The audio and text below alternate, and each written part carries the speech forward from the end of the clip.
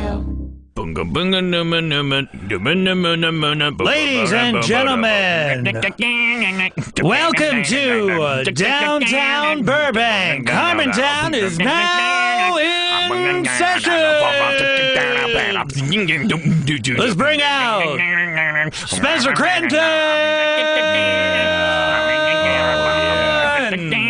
It's good to be back. All right, to my right we have Steve Levy. And the mayor of Harmontown himself, Mr. Dan Harmon. Thank you. Wow. All right. Welcome to the second episode that we've done in studio. I love it. Thank you, Rob Schraub, our guest comptroller. You're welcome. So we're streaming live now is the difference between this week and last week. So now we're actually, even though we don't feel live, we are live. So don't launch into one of your Zionist rants, Levy, about how certain people are owed certain land. It's only going to get us in a lot of hot water. So tonight I want to just talk about stuff which it feels weird to talk about anything. Because we're in a completely different medium. Like now you just hear your own voice and you feel like it feels more legitimate. It feels like I'm a radio show host. Yes. Feels like I'm supposed to have a point of view or anything like that. But I'm going to confine my points of view to myself like I'm always supposed to do. It's a comedy podcast. It is. I am a comedy podcast personality. People come here for the laughs. The funny things, my point of view. These are things that you've thought up and you're going to bring it to the attention of the audience. Yeah. So these are humorous items. But I do think we're going to end up talking a lot about the Harvey Weinstein thing and the explosion that's resulted. What happened? I'll explain in a second. All right. Let's. We should probably do like some kind of title sequence for this segment, right? Oh, you want to skip right to that, the headline item? Yeah. Okay, here comes Stan Harmon's headlines. Oh, this is the overview. Yeah.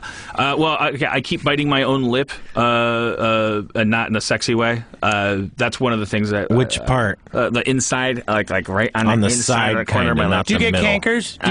I do now. I've created it's a self-created canker. This is the headline. Let's not let the I'll back preview off. text go longer than 2 lines. Back it off. That's number one. Number two, Dick and Morty.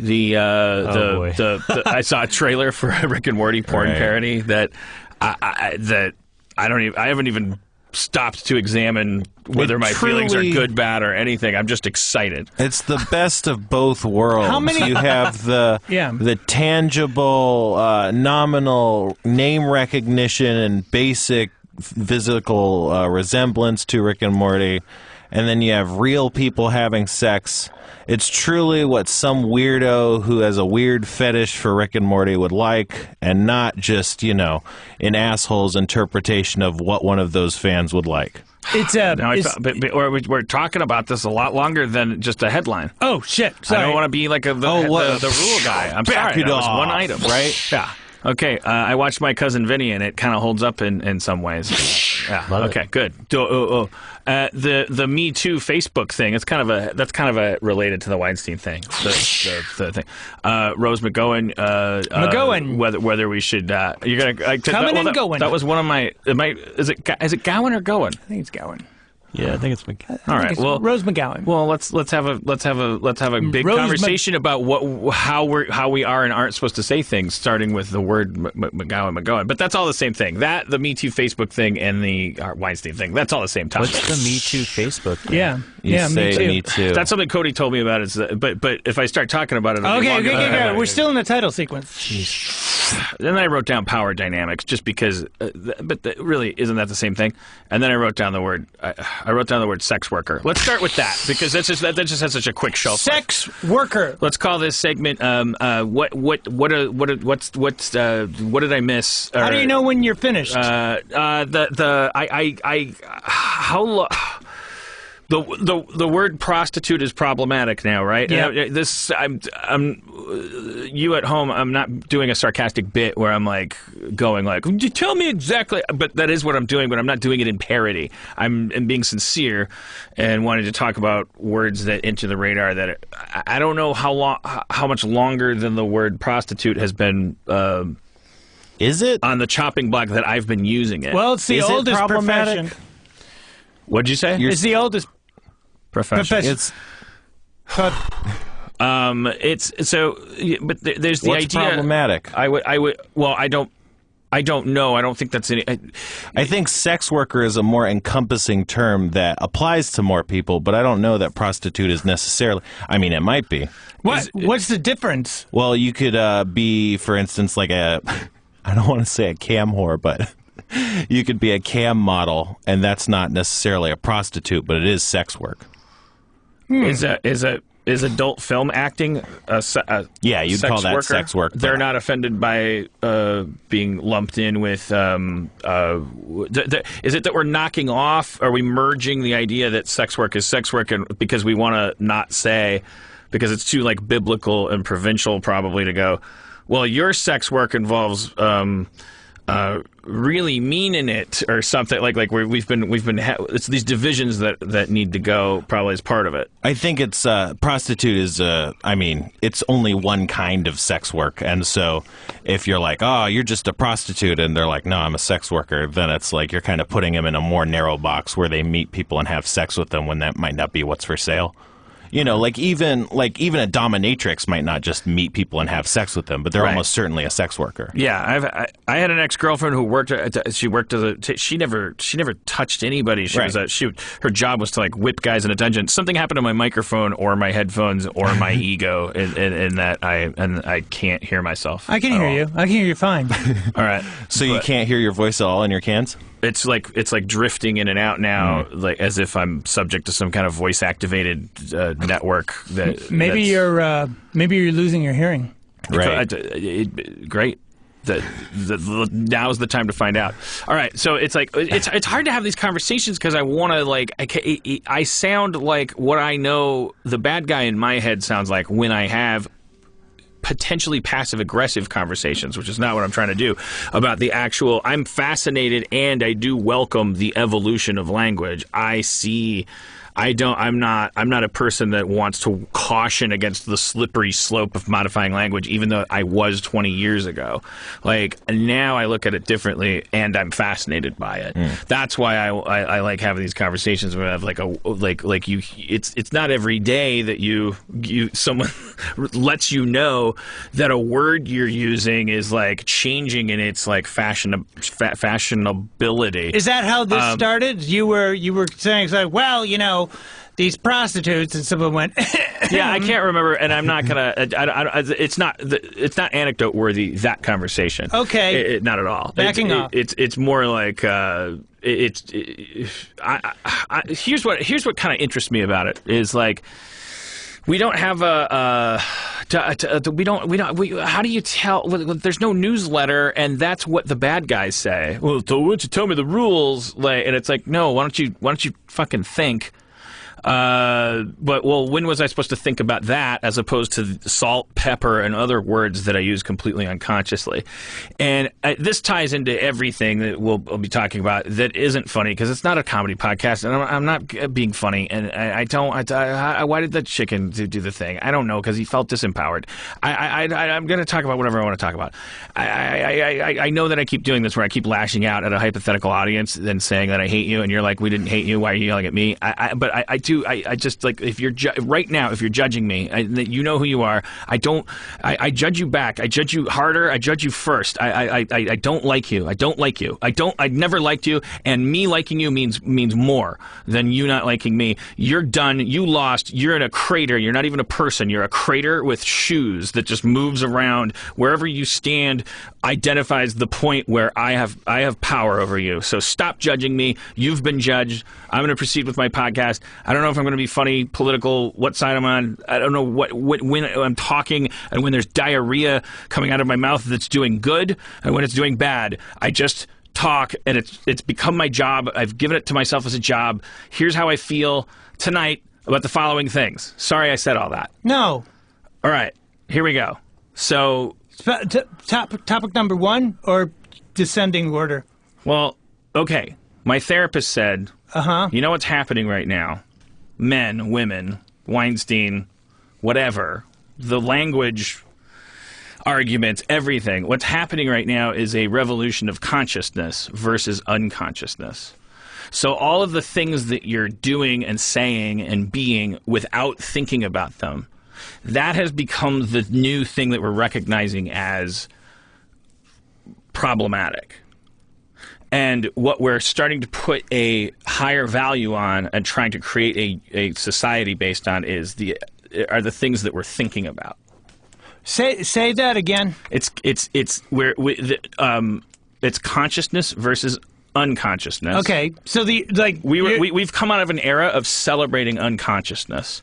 So, like, can you give me an example of the old era versus the new era? Yeah, like the archetype of the narcissist being like kind of a hero. Like that's the old way. Yeah. Okay. Like the narcissism is starting to be looked at not.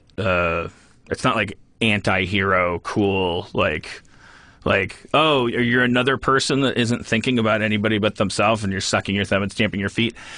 That was pretty chic 3.5 fiscal quarters ago, socially, and the bubble has burst on that market. I'm putting words in my therapist's mouth because she's not thinking of things in terms of. I'm trying to figure, like, okay, so when I think narcissist, like in terms of like television and movie, I think it's like somebody like Ted Danson in Cheers. Mm-hmm. Is that the old way, or people used to think like, oh, that guy's like a scoundrel, he's an asshole, but now is that person a hero, or is it the opposite? I think we're starting to that's gone out of fashion. If you pitch that character, that's Jeff Winger from Cheers, right? That's Larry David on Curb Your Enthusiasm. Okay. This is everybody, right? Everybody is now. This is all the funny. This is the funny from like for a long time. And the new hero is like, say, what? Is there a new example like Jay Baruchel?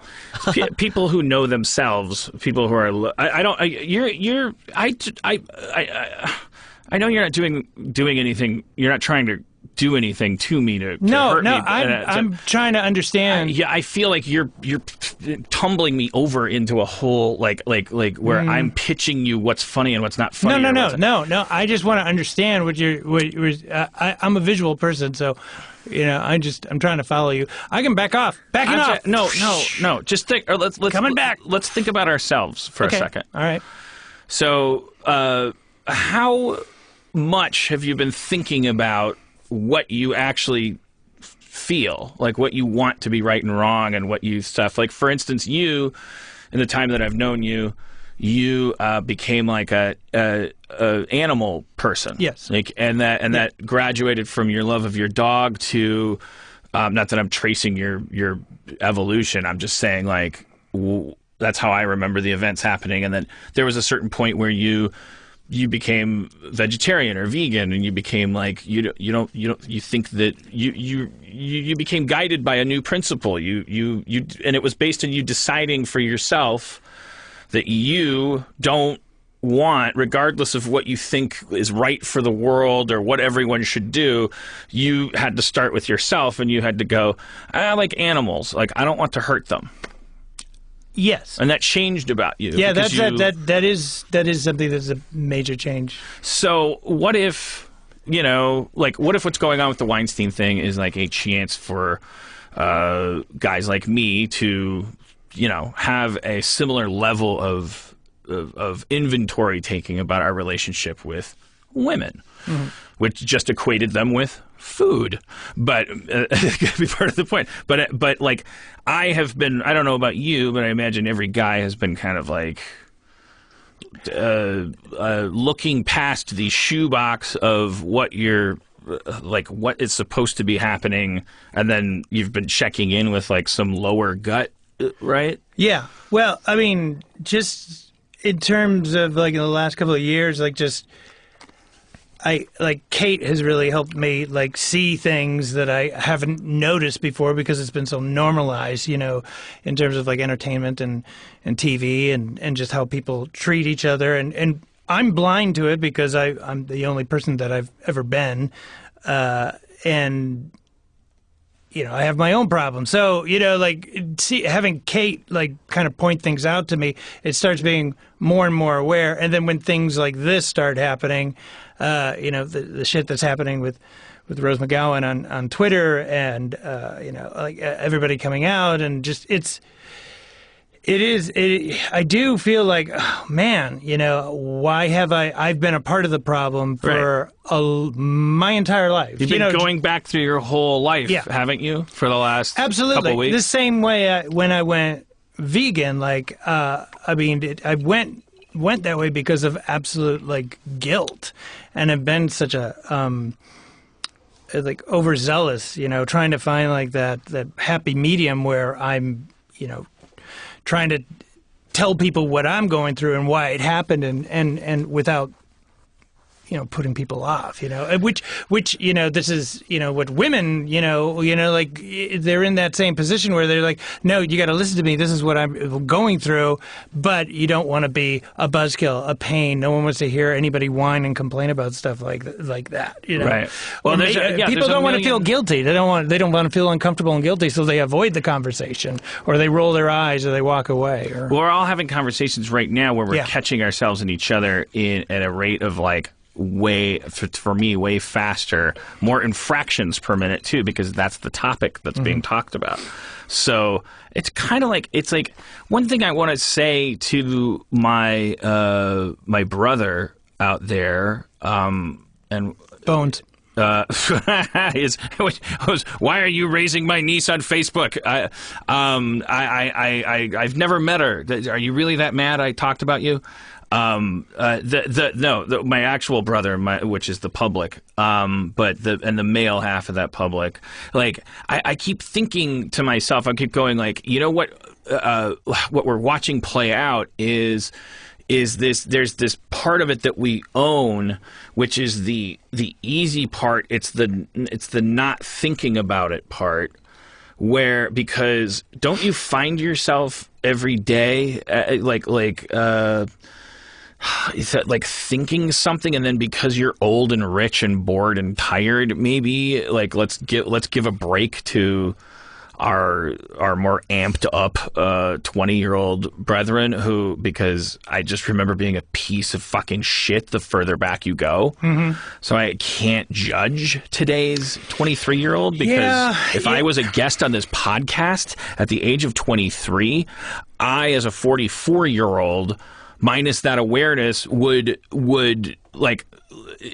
make a fucking huge show of telling him what a big dumb piece of shit he was, and it wouldn't help him. Well, it's just it's old people telling, why do you got to dress like that? Why do you listen to that garbage music? It's not real music or whatever. And it's just because they're new to the world and they're trying out stuff. And there aren't any classes in any of this because you can't charge money for it effectively without becoming litigatable. Yeah. In other words, we don't have a culture. No. We don't have, we rightfully make fun of our forebears for having these horrible classist societies and part of it was, okay, here's the book on whether a woman gets into an elevator first and all of this shit.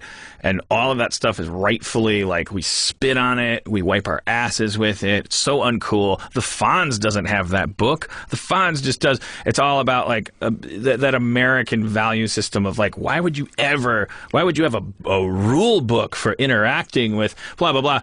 Great that we threw that in the furnace and all that stuff. And then now you have this thing of, wait, you mean being 15 years old and not having ever any conversations about what we're supposed to be doing and what's going on in any fucking way that drives all of society. Like, oh, you mean I'll just figure that shit out, and part of it'll be owned by my parents, and that'll be owned by what city or state they live in, and that'll be whatever high school I went to, subdivisions, what race I am, what class I am, what income bracket, what there was a freeway within 50 yards of me, or a power line. It's like, how is that shit so, like, we done fucked up in one regard. Like, we don't have training. We're not telling we have kids. movies and TV. That's our only training. Sex ed classes. But that's not interaction. You know, I mean, physical interaction. Well, like, let's just put why are you arguing? I don't know what you guys are arguing. Right. No, you're policing absolute statements. I'm expressing a point, which is we're in a mire of non-education about how to interact with each other. I think in 2017, sex ed classes are maybe more robust than they've ever been. Okay, so Spencer's argument is that today's society classes, I don't think there used to be conversations on consent back in the past. All right, and now there are. So right now, what you're saying is the problem has been solved. No, I don't. Okay. I'm saying there are discussions. I mean, like in classrooms, you're saying that there's not. I don't. I think there are. Okay, I think there's an issue. I'm not going to be able to. A lot of nothing I say for the next 40 to 60 minutes is going to actually be factual. Okay. I'm pretending. I'm making pretends. So we don't have. We have no sexual culture in modern society. We are mystifying it. We are telling each other in random combinations that it's up to you. Be yourself. Like it's nature. It's nurture. We are. It is a fundamental thing about us, the way that we interact with each other, and it is the most mystical thing. It's the thing that we just let be adrift, because the alternative would be to have rules for that shit, which we interpret as being like a horrible idea because of the culture that we've come from, where there were a lot of rules for that shit. So what do we do? How do we combat that without going hierarchical, without having the pendulum swing back? The only answer is just communication. It's just it's everybody saying, when you hear something, when you see something, then we have to figure out how we actually feel about it. Because when we keep talking to each other about it, we keep doing wrong. I think we've created a culture, for instance, to use the women thing that is going on right now, a culture of silence that we can contribute without even knowing it. So how many times, I mean, we don't have to play some weird confession game, but how complicit do you feel? When you see that stuff, you go yeah, you know what? It gets frustrating because I look back at high school and where we were. Nobody sits down and tells you how to interact with people. Men, women, young, old, they don't sit you down, and you're just kind of thrown into the woods, and you got to figure it out on your own. And so you get all these beta males who are, weaker or not as confident, and then they get into these positions of power, and they still don't know how to deal with people, and they don't know how to deal with women. You also think, and I'm speaking for myself, you think as a nerd that there's this mythology you're following from our generation. Let's be specific about that. And speaking for myself, it's oh yeah, if you're a nerd, then you can compensate. You can become the jock of being a nerd with power, with money, with something to offer. That's what happened with Weinstein, I think. And it gets translated into sex somewhere in your workflow, unless you're blessed enough to be neurologically asexual. If it somehow gets tied in, because there's no conversation about where I have abused my power dynamic at work. I didn't know I was doing it when I did it. I never took notice. That I never thought to myself until after the whole thing happened, and I looked back and was why was that such a relative disaster? Because if you have a crush on someone that works for you, you are not. It's not the same as having a crush on someone at a library or a bar that doesn't work for you. Yeah. You fucking idiot. Yeah. But I don't. Like that is happening on every block and then in our industry, it's like. Because you like we're not going like, okay, oh shit, I have a crush on Stacy. I wonder, I bet I should just see if she wants to go to that thing or whatever. And you're not. Who's going to stop and ask themselves, oh, am I really giving Stacy the opportunity to not be interested in going to see a movie with me? And also continuing to know whether or not she's good at being a writer, or whether she's good. Yeah. Like, you don't like. There was no. But you're going on Batman the Ride sign and line that I waited in documentation. I found I got that into my head by doing it wrong. I did it wrong, and I'm really ashamed of it when I look back on it. Fortunately for me, I'm not I never. It's just like that's part of that nerd thing. Is like, yeah, but I never did anything. Yeah. And then but that doesn't matter. What the problem exists on the root level of your brain. It's like, what if you could have done something? Yeah. What if you could have gotten your way? You could have. You only knew. You only know at the time like that what you want, and then you're used to thinking of yourself as an underdog, and you go like, well, like that in the movies and the TV shows. It's like, oh, the guy that uses everything he's got going for him to turn things around with a special lady. It's like because you don't play sports, you're not gonna. I'm not gonna be a date rapist because I'm the underdog. I'm the guy. Well, I'm never gonna lonely. be wearing a polo shirt. I'm never gonna be wearing a mask. They'll never be on my yacht. I'll never date rape anyone. Sure. So I'm not lecturing anybody watching or listening. I'm talking to myself. I was eager to when we saw that Terry Crews thing on Twitter. I'm in a post Terry Crews 6-tweet thread, Harmon soul. And it's not because of what it's because of what I realized about myself when I read that thing, because I read through it and Terry Crews is a gigantic, physically fit, charming, alpha beyond alpha dude who's just saying, yeah, one time I went to a party and my drunk boss came up to me and grabbed my nuts and there was nothing I could do about it and I was all bummed out and I froze and then I was like, what the fuck was that? And my wife was like, don't do anything about it because if you do, what do you gain versus what do you lose? Blah blah blah. I just put words in Terry Crews' wife's mouth. I paraphrased that, but that was like a conversation. But that was the she wasn't like Lady Macbeth of the Matrix, going like, "Oh, what have you got to lose by acquiescing to the nut grabbing?" No, but his point was he froze and was and then it happened. Yeah. And then he didn't talk about it, etc. So his point was, if I can be a victim, and now are you listening? And a point well taken. But the reason why I am shattered to the core by that story is because I read it, and the entire time I'm reading it, I'm going, no way.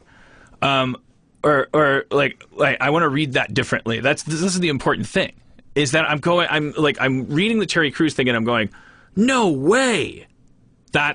And then realizing that, why is that story, is it more believable to me? It's less believable narratively, which makes it for good storytelling. Oh, no way. Jack went up a beanstalk? Wow. No way. Terry Crews got sexually assaulted? It's a simultaneous expression of disbelief and I'm all over it, and I'm so invested, and yeah, awesome, not awesome that it happened, but no way, are you fucking kidding me? When we express incredulity, skepticism, and I was like, wait, how is this different from I don't know how I caught myself, but imagining that any woman, 240-pound black muscle-bound woman doesn't really matter. I don't think, I just picturing okay, change his gender. Just change Terry Crews to a woman. And I was like, I'm rattling with the realization that there was like a clear difference for me. That when I hear about a woman being like having this crazy shit happen to her, I have some kind of like force field that it just needs to. There's just a little checkpoint. It's no big deal. I just need to see your ID before you get on the plane. That's no big deal. Everyone can get on a plane. There's a fucking checkpoint there that I saw where I was like, it wasn't placed there consciously. I do not choose. I was not choosing. I never chose. I never knew. That's why I was shook to the fucking core, because I was like, what the fuck is your problem? And then I started. You found it less believable, or when a woman tells me a story, in the past, when a woman has told me a story, whether it's not when she's coming to me as an employer and saying whatever, when it gets official and all that stuff, equally important conversation about what we do in the workplace and all that stuff. I'm talking about when a woman is confiding in you that something insane happened to her at the hands of a predator in the moment. Some of these seconds, Terry Crews' story is 3.5 seconds long, really. 6 tweets, 3.5 seconds, drunk boss in the middle of everyone. I'm assuming I picture it on a dance floor. It really doesn't matter. But anyways, like these stories, like in my head, I look back over my whole life, and it's not as simple as I believe women less. I think the irony is that it has something to do with this chivalry. You're in charge. That's why they're telling you in the first place. You have to decide. When Terry Crews tells me a guy grabbed his nuts at a party, I don't have to decide what to do about it. I don't have to. I'm not in charge of whether it's true, so I just fucking believe it. And my immediate reaction is, well, let's not work with that guy ever again. And I look back through my life, and I'm realizing that like women saying like, that guy on the corner. Not work-related, like whatever, your neighbor, or this happened to me, or that waiter at that restaurant. Well, we were getting scrambled eggs, and then he said this or that. And I have the same verbal outward reaction, so no one can police it. I go, no way. But when I read the Terry Crews thing, I was like, I saw like, I don't care if you call it a nanometer or a millimeter or a foot or 20 yards, a difference. I have a different setting. I think it's because we're supposed to be cowboys. Okay, now Stacy, now just give me 1 second to take that in. That's interesting that you're saying because that. If I go up to Arnold, the busboy at the Grand Buffet, and punch him out, like that's all the unspoken stuff. Is like, no one asked you to do anything except believe them. Yeah. But you're already in this like Fonzie mode of like, now hold on. Are you trying to use my Fonzie strength to? You're not going to do anything anyway. Yeah. But like your brain is like, my brain has been wired. What happened? What? Nothing. Oh. All right. Well, anyways. But I think that's an interesting point that when a guy says, "Oh, this happened to me," you go, "Oh, wow," and you don't feel responsible. But like if a woman says something to you, I used to get mad. I go like, "Ugh, now you want me to beat this person up? Or you want, are you sure? Because I don't want to interact with something. I'm not good. It all becomes like, ooh, this hurts me. When there's a crisis happening. Somebody else is like, look, no, just believe me and comfort me. And and trace it back to like Terry Crews. It's like he's not asking you to do anything. Yeah, and then if you said that to women, then they would go, I wanted you to believe me. Yeah. It's and this is confrontation. Belief is something I do before I do nothing.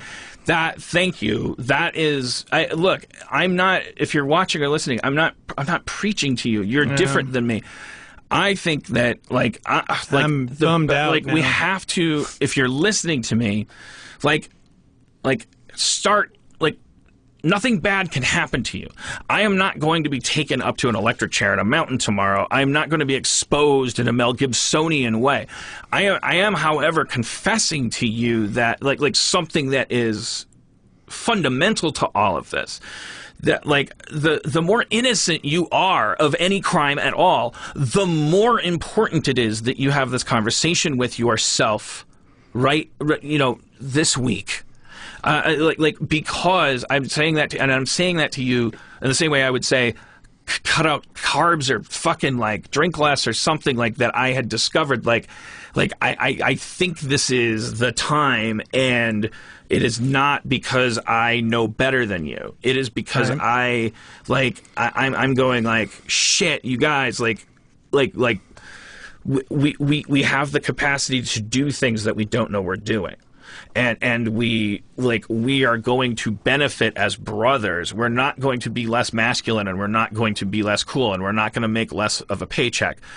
Like, there will be no real world consequences even amongst each other if we push toward it being fashionable to not create a divider between the conversations that we have with ourselves, each other, and with women.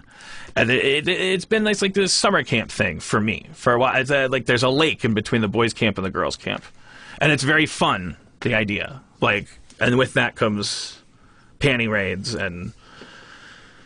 Which is awful. Which is terrible. All of the shit from our 80s movies. Yeah. It's all awful. It's fun for the guys, but it's like you've just broken into our place and started going through our personal items and taking them away from us, and we can't do anything about it. But here's the logic circuit that gets triggered in you when we talk about this stuff, because I know it gets triggered in me. It's like, oh, what are you suggesting? What are you proposing? What are we supposed to do? So I'm supposed to do this, but if we do that, but if everyone does this, but what about that? Stop. Like, it is not, there is no invitation here and no command and no lecture. It is a tag cloud. It is tagging something and becoming more aware of it, making it more organizable. I, myself, Dan Harmon, with no expectation of anyone else and no prediction of what will happen, and with no observation about how society works, I am saying, and I feel like from my pull of one here with my best friend, that we're all in it right now.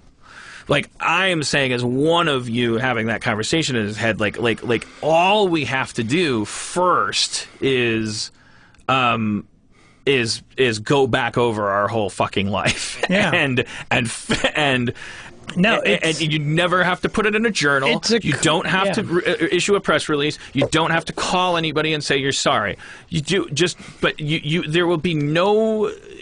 You can welch on this after you agree to do it. Just open your panel. If you're over 30, go back to like 10 or 8 and just you don't have to do that. You're not combing a beach. You know that these fucking moments have charge to them. Your moments with women, your relationships, the moment of your conquest, the moment of your defeat, the moment of when you realize so and so was a bitch, the moment you realize that you didn't want this but you prefer that and you're kind of into that. Any moments that are charged with sexuality, just pop back over to them. They're like marked on your little sci-fi map. They're marked with they're marked. And go back to them and just relive them and say, oh man, if I did that right now in front of me, I would say to me, okay, hey, here, listen, that's not fair. Yeah. Or whatever you'd say. Like, here's what your current me shouldn't be saying. You piece of you fucking jerk off. You don't know the rules, you piece of shit. Fuck you. Don't you know fucking chicks like it this way now? Like, that guy's not a hero. Like, I'm saying your real self that's like, oof, fuck, I didn't know. I didn't know. I didn't know what I was doing. And it's embarrassing because you look at it and you go, how could I not know? How could you not know that was wrong? It's just, it's very similar to what I went through with just stop eating meat. The click in your head of even just forget what about, am I doing? Like, not to gainsay you, like forget about the word wrong, because then it like creates this dichotomy of like there's a perfect way to be. I'm saying that's like it's like. What with your meat eating, you're not running around telling everybody not to eat meat, but it's hard to. But I want to. But you live by example, and you express yourself, and you go like, I didn't eat meat today, whatever the fuck. You don't like run around and hit people on the head with a brick.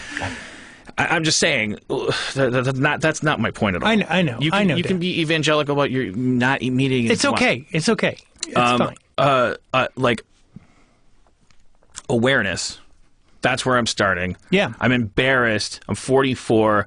I've spent a really long time thinking about women as being, and a huge portion of that time has been my feminist phase, which just means that I've recognized that there's a different protocol. But the entire time was like, there's a division. Sometimes it's a wall over which I'm handing care packages. Sometimes it's a wall over, back in my 20s, I'm lobbying like M80s over it and dead frogs to get a scream. Then it's like I'm drilling a hole in it because I'm a hero. This wall should come down. I don't like. There's a wall there. Like it has been there forever. Like, and it's like I'm sorry about that. I feel remorse for that, and I'm trying to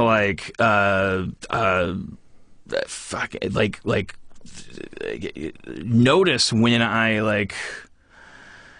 I'm saying shit because it's the easy thing to say, and when because it's the next thing that you should say, and when it's the next thing you should say in order to keep your job or make yourself more comfortable or feel good or all this stuff. Like it's time to just sort of start thinking ergonomically about that stuff. Yeah. And you guys that are 25, like, okay, so Spencer and Levy are sitting here. Let's both 25. Okay. Right. The 32 is the new 25. How old are you guys? What are you? 28. 28. All right. Now tell us everything. Right. It turns out women are people. Yeah. See? No, I don't know. High roadie, smug, millennial. That was what you wanted. It was a simple, subby up kind of. I wanted you to talk for 40 minutes about a chart. I guess when I have these conversations with friends, it always comes back to just socialization, and through the decades, the American way was like women stay in the kitchen and they raise the kids. And they're pets. Essentially, I guess. I mean, that's what it is. They're companion people. And then. But that's not how anybody in this room or anybody that we've talked to has ever. Say it's easy to go like the idea that women should stay in the kitchen. No. False. No, that's our parents. Right. Grew up. But let's take my conservative grandmother for instance. Like she's cool with like everyone getting work and whatever. But what's her name? Judy. Judy Levy? No. Levy? Lebetsky? I'm not calling her out. I mean, she grew up in a time... Oh, sorry. You probably didn't want to mention her name. Right. But she grew up in a time where, like, there was a certain expectation and, I think my grandfather said this weekend, like, women went to college just to get married. And she was like, that's not true. I got a really great education. It just so happens that was a place that most women met men and got married and then ultimately didn't pursue work. But just the idea that like my grandfather in his head was like, yeah, well, women that's the only reason they were going to college. I don't know. It's just, I feel like those conversations, I like those are then we're in this ditch of like unsolvability and all this stuff. No, I think what you're saying. I mean, I'm not poo-pooing on what you're expressing. I'm yes-anding it and going, yeah, this is the thing that like distracts us is the conversations about how society works, like in a nuts and bolts way. How far are you into a conversation about being conscious of other people before it immediately gets like it's like two sentences before you're talking about who opens the car door and who pays for dinner and minimum wage and all this stuff, which actually like ties everything in a giant knot, and you can't move forward. But it's all about progress, and I think that this particular type of conversation it changes that conversation, and like, you know, this is such a trying time that I think that it's hurting certain areas, and I think that, you know, hopefully we move forward and things start to get better. When things get uncomfortable, people avoid it and they go, la, la, la, I don't want to hear it. It's fine the way it is. Because nobody wants to be wrong. Yeah. I'm wrong about everything. I'm wrong about everything. I've been wrong about everything my whole life. Oh God, you're wrong. Did you hear what he said? He said he was wrong. You're wrong. You're wrong. You got this wrong. You used the wrong word. You used the wrong thing. And like, that's the other thing that we're like sick of hearing about, how we forgot the Rust Belt, and that's like now we have a Nazi in the White House because apparently some fucking redneck somewhere got tired of being ignored. Everything we do is wrong. We're wrong. If we're being right too much, we're wrong. But like, we're all I just like fucking like I'm 44 and I'm like, I'm wrong about everything. I'm always wrong. And it's like isn't that a good, like, if you woke up and said like, I'm wrong, I'm going to be wrong today. I was wrong yesterday. I'm going to be wrong more today. And why is it that when a woman comes into my wrongness and says, maybe this, and that's like, I have an increased tendency to go like, well, I don't know about that, but I'm just saying I'm wrong. Like I have fucking issues, and I have like shit that I need to like grease and loosen and pull apart. And do you want to ask a woman? Ask a woman? I don't want to ask a woman anything. No. Okay. I think that there's like, you know, the hippie counterculture introduced this concept where like no one that anyone says is true, and anyone that anyone tells you is the establishment trying to force a new hegemony on you. And that opened the door for basically saying that anything that's science, anything that anyone has told you is fact, is biased and is trying to sell you something, which kind of opened up the door for what we understand to be hippie stuff, you know, yoga, meditation, crystals, sex cults, like all this stuff kind of grew out of alternative, non-scientific ways of trying to understand the world, and it kind of gained steam and power and became this countercultural thing, and that grew into like there's bodies of facts to support any position, and there's a book on this and a book on ghosts, and then it kind of gives the idea that completely non-scientific, kind of non-intellectual things can have the auspices of intellectuality and kind of the responsible credibility of something that's real. And that kind of created a world where people can feel comfortable just being right all the time and creating new systems that create ways that they're right.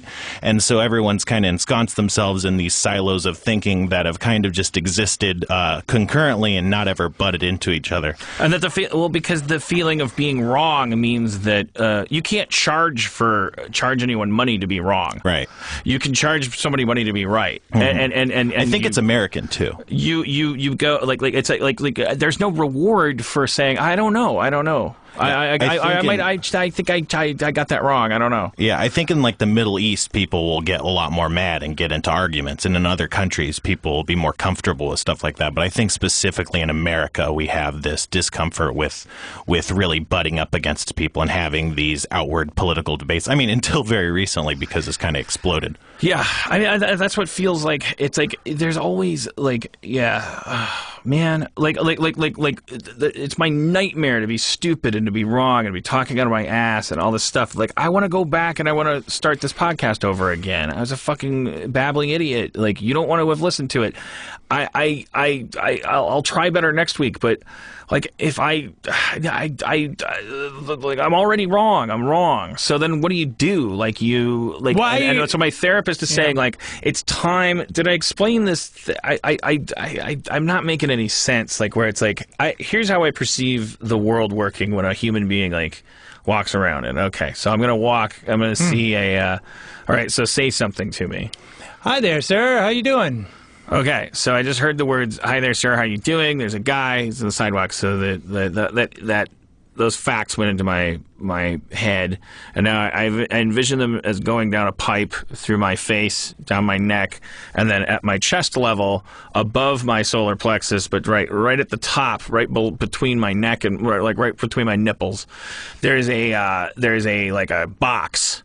It's a square box that all the information from my ears and eyes goes into, and this is the first stop that it goes into, and it's like it's I I'm scared to call it society, or it's just like is there it's Freudian terms? I think maybe it's experience, the superego, nurture. Maybe? Let's just call it nurture versus nature. But that's distracting too. That was all kinds but of it's like it's a construct. Yeah, it's what you've acquired. Norms. It's socialization. It's stored processing programming that you have assembled.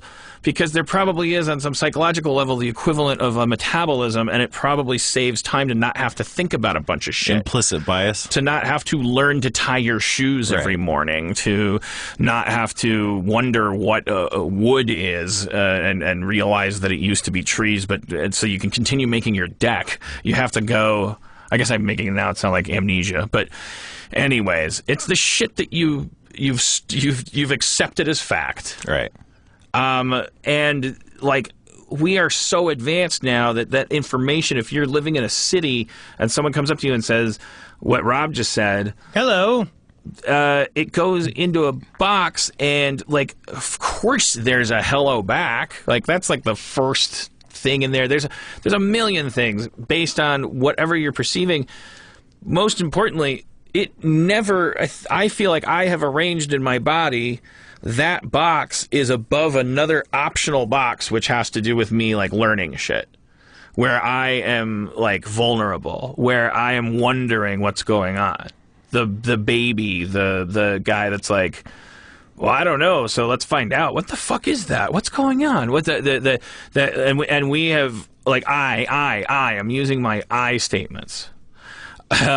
Like I have such a hard time getting to that person. Like the shoebox of fucking options up here is so like there's getting to the person that said, "Hey, how are you doing today?" or whatever happens. Getting to the it could be a headline. It could introspective. be a headline about 78 people getting shot in a mass shooting. It could be my friend saying, "I've just turned vegan. I don't want to eat meat anymore. It's cruel." It could be someone saying, "I'm Muslim." It could be someone saying, "Your friend Glenn just sexually harassed me at the carnival last night, and you're still friends with him, and it hurts my feelings." It could be, "Did you watch Big Bang Theory?" It could be, here's how you install a backsplash for your sink. Any information that comes into you, like everything, all of your experience. I'm just saying, I think there are two boxes. I think that I'm an unconscious person. Well, I think that second box is like maybe like core values and beliefs and stuff that kind of form, I don't know, like our religiosity, our attitudes towards authority, and like that really forms our core identity. But that is definitely part of knowing traffic laws and piracy laws and stuff. And it's like that stuff is important, but that stuff isn't who we truly are. So like I definitely think there are these two kinds of things that and one of them is mostly unconscious. I think we had that one neuroscientologist lady on, and she was talking about implicit bias, but I think that like bias comes a lot from these core values that just form our base identity and our kind of like world, our like perspective just when we were growing up, our privilege and stuff. Like that's all just formed from these core truths that we understand that come from privilege, because the core truths of like a white male are going to be way different than the core truths from like a black, girl growing up in a neighborhood with, police presence all the time. So it just kind of, but you can change them. I think it's just a lot harder because they are these core values that we recognize are important to our sense of identity. And I think we're in a world that like figuring out our identity and what side we're on and whether we're cool with that or whatever is becoming something that maybe media or culture is kind of hyperizing, like kind of whipping into a froth, weaponizing probably for marketing purposes. But it's like becoming more of a thing where you have to pick a side. Whereas I don't think you used to. You just be able to like, oh, well, how about that? Did you hear about that? Wow. And now it's like, I'm okay with that? I'm not going to be okay with that. Should I be okay with that? I think I'm okay with that unless someone has any reason why I shouldn't be. And I don't know. I think it just is like we're more primed to either accept or reject things. I think, but the thing that I think is real interesting about this conversation is like traditionally, the older you get, the more you get set in your ways, and there's 100 stand-up references to like the forewords that you get from your your uncle or your parents saying all this racist stuff or what a classist stuff. And like, it's just because that's how they were raised and they're not learning. But what you're going through, Dan, and what I'm going through and what it seems like the world, our generation is going through is we're kind of looking back and going, we were wrong. Back, I know you don't want to say wrong, but that's the only way I can explain it. But I was like, I look back and I go, yeah, there was a time where I was like, no, women are the enemy and they deserve it, and I'm going to be on the guy side because women judge me and say yes or no to me, and anybody in a position of power has got to be evil, so they deserve whatever. Blah, blah, blah, blah, blah. And I've thought that way most of my life because I'm the underdog. I don't deserve this, and why can't it be easier for me? And that's my fault. And it's shitty. And I because how many ways did you fucking bother to second guess the system? Yeah, you know, when they told you not to cut school, when they told you not to be as into Jackie Chan bootleg videos, when they told you Dungeons and Dragons wasn't cool, when they, you know, it's like we're so fucking like it's like you pick and choose which area of being which a feels hero. Right, and sometimes when it feels right. It's just avoiding the truth. But the other side of that is like, as soon as I start saying that, I know, because it's like then you start going, wait, what are you saying? Like, who do I? You don't owe anybody anything. You don't. No one's going to take your pants. You're not going to lose any trail mix. There's not going to be any less teeth under your pillow tomorrow. That's how we're used to processing things. Like someone's coming for my fucking shit. So if you let that guy spit on you at recess tomorrow, you know, and you don't do something about it, like he's going to spit on you twice as much as he spits on Toby Richards, because Toby Richards, you know what he did? He fucking kicked him in the nuts. He still got his ass kicked, but he didn't get spit on anymore. Like logic, slippery slope, hierarchy, logic. Dan, when did your podcast stop being funny? When your mama fucking slurped on my giant knob. I already warned you about this. Okay, I just want to address that one more time. Voice in my head. I'm just saying, I understand. I spent the weekend inadvertently going through YouTube clips of like when my podcast is really funny. A lot of times Rob's on when that's happening. That's true. So I thought I'd invite him back tonight. Boy, I'm really doing that. I don't. All I can tell you is like when, the funny is happening at when, it doesn't have to be funny when I'm not losing my mind, and we're not losing our mind when there's not shit going on. It's just like, you know, we just mark these occasions. You click on this one, you go, oh, that must have been when Ros McGeefin was doing that thing on the Twitter. But anyways, I do want to remember when those aliens were found at Ros McGowan. I want to say one thing about Rose, aka Joan of Arc, right now, because there's this awesome thing happening, which, Twitter was used to get a president elected in a way that really bummed us out, because leading up to that, the accepted thing was that Twitter couldn't accomplish anything real that was worth any change, and for it to get like hacked, whether you use that term like literally or not, but like for it to be unfairly or not, for it to be used as a real world tool to just affect real change for the bad guys was like really demoralizing, especially for people like me who grew up on the internet. We thought we created as a place to hide from really awful people. Asterisk. Per our other conversation, we're finding out that entire time we were also awful people because we fantasized about being Han Solo, who was a piece of shit. All right, then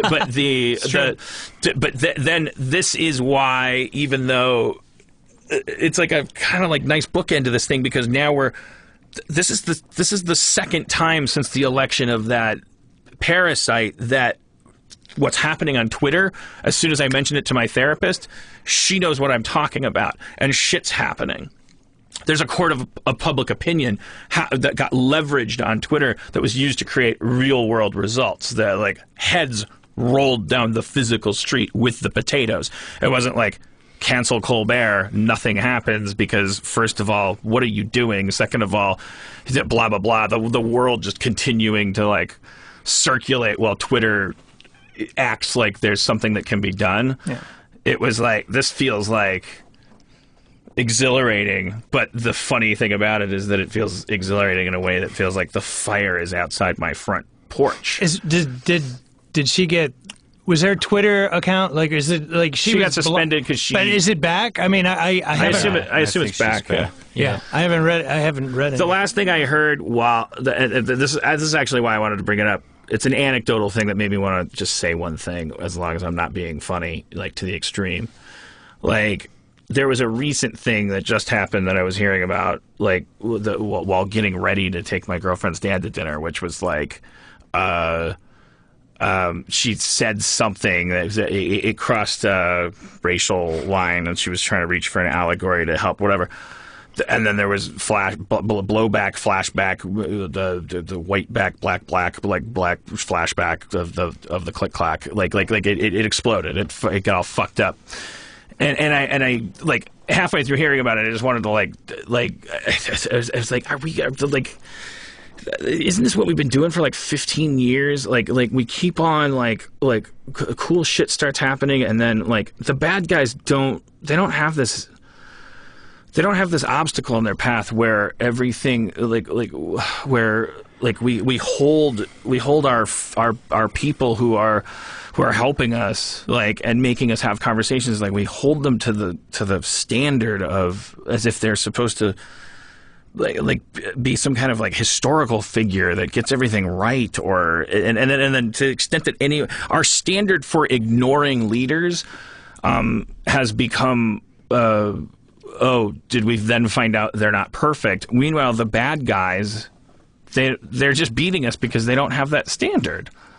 They don't care. You can be a Republican that does not believe at all in Mexicans being rapists and just wants to gain financially, and you can belong to a party where you go like, yeah, but I don't care that he said that. Who gives a shit? I want my money, and I'm going to get my money by pretending I don't give a shit what he says. And the good guys are like, fucking A, yes, down with the patriarchy, like let's do this one thing, and then we have that hero worship thing. It's like, can't you give a woman that stands up for a second a fucking break? They're not. It happened so quickly too. It's gonna happen. It's always gonna happen quickly. Yeah. It's like there's always gonna be Tinder and fucking like not the app, the actual thing that we use to start fires. There's always gonna be there's always gonna be. She wasn't running for senator. Emily Gordon retweeted a link to a thing, and I don't know who wrote it. I only know, so it was like it was years ago, and the article's headline was "Admit it, your fave is problematic," and I was like, what is that? It's gibberish. I read the article. It was like saying, if you keep holding your the people you admire to a standard of political minute to minute perfection, like then you're fucking them. I mean, it's the FBI monitored Martin Luther King to make sure. This is like they were like, oh man, the minute that guy gets a blowjob, then then we don't have to care about black people anymore. Yeah. Is that fair? No. That's what we're doing to each other now. When we just have to like, can we loosen the fucking.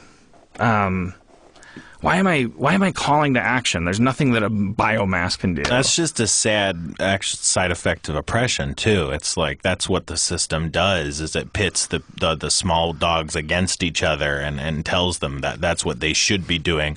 Otherwise, they don't have the moral authority to overthrow real oppressors, killing people and robbing families. You know, I mean, I'm not saying that you're wrong to bring it up. It's just like that's a part of the system, and it's fucked. But there's a double standard here too, right? If you were to draw a gender line, only because one gender has privilege. I love it. I sound like a college student. In 1992, that women uniting without doing it in a cigar smoke filled room, because why would it happen there? How would it happen there?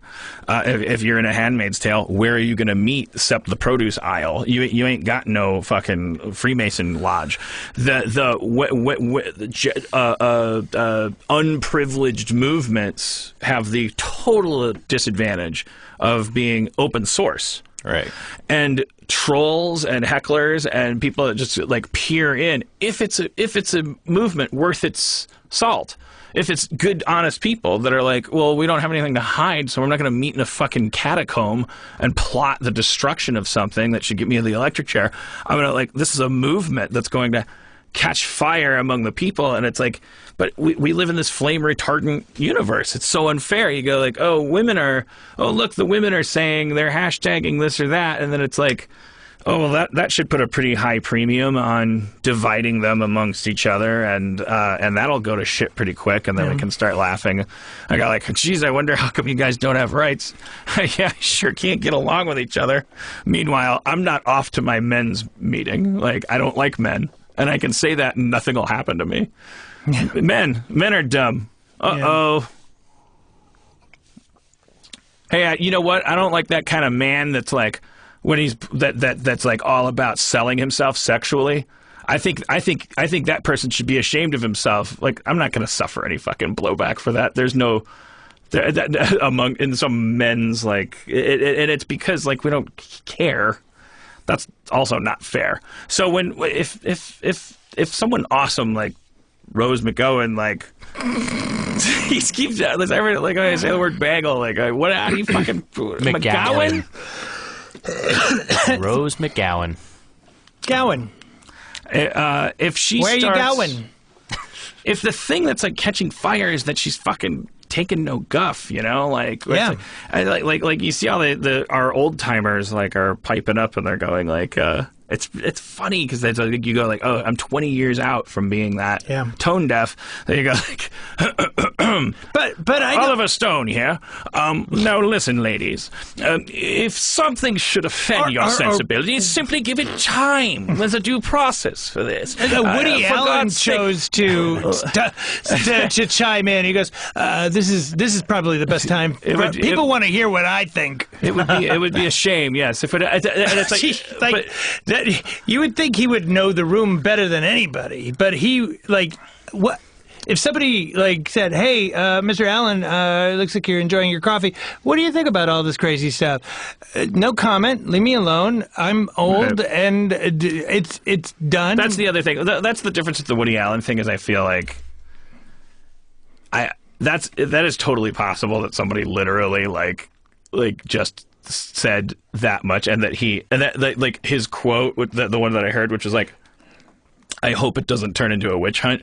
If you plaster it on Times Square in a scroll, and it feels like he issued a press release. Well, he should have been like Alan Greenspan, hoping we don't overinvest. Yeah. Or is it? It could also be him getting into a cab and going, I don't want. I hope it doesn't. Right. That could be an almost honest thing for him to say. Well, the last thing I need is for that to become a trend again. Oh boy.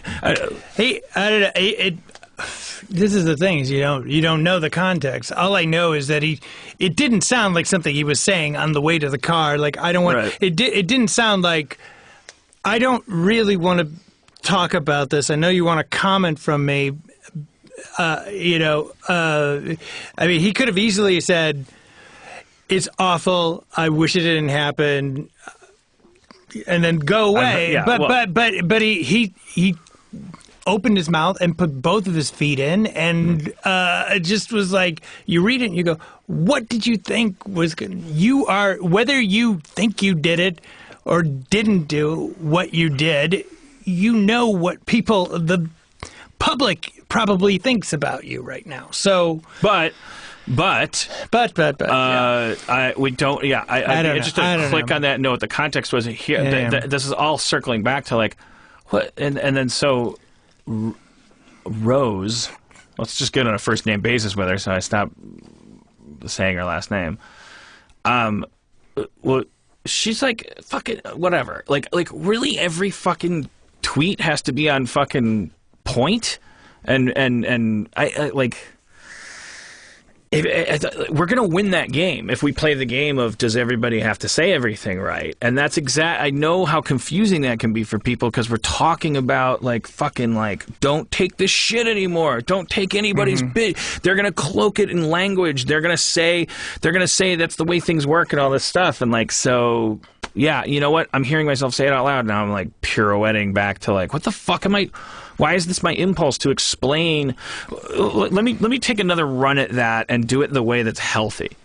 When I heard that Rose McGowan was catching shit because she did or didn't like put her toe over a foul line on whatever bowling lane you perceive, like it bummed me out because it makes me feel like we will never gain traction organically, that we will create a world in which the only way to change things and accumulate power is to do so artificially, and therefore reduce the risk of infraction along the way. But do you think with something like when Rose starts saying something, and yes, she's abrasive, but she's angry and she wants to be listened to, so of course she's going to be passionate about the stuff that happened to her, and so whatever, and then Twitter locks her down. I mean, doesn't it seem like that's a fear-based thing? Like, no, we gotta. It's like if a prisoner's running for the wall, you know, right. Every guard is going to start shooting at it because we can't let that one prisoner get over the fence. Yeah. But all these other prisoners, if they're just like, they're not going to be. They're just, if you just stay inside the prison and don't run for the wall. Right. Oh, God. So yeah. I mean, yeah. Yeah, no, I think I know what you're saying, which is the but way I'm saying like is like, because we're pushing the stuff down, or I don't know. I guess when I say when the world is like pushing this stuff down, it's like, no, we don't want to change. We don't want to be told we're wrong. You're wrong. Yes. Do I think that it is harder for revolutionaries to say anything that affects people? Yes. Like it's like so parabolically stacked against people. And so then But it's a sign of like the status quo is afraid of this happening.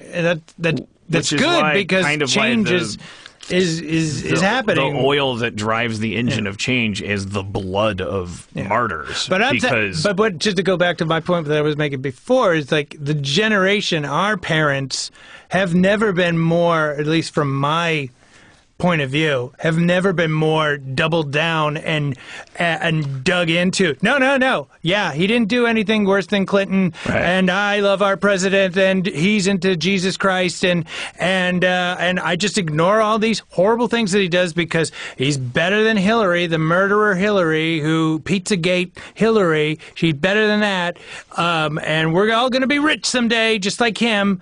And he's one of us, so I'm going to ignore all that.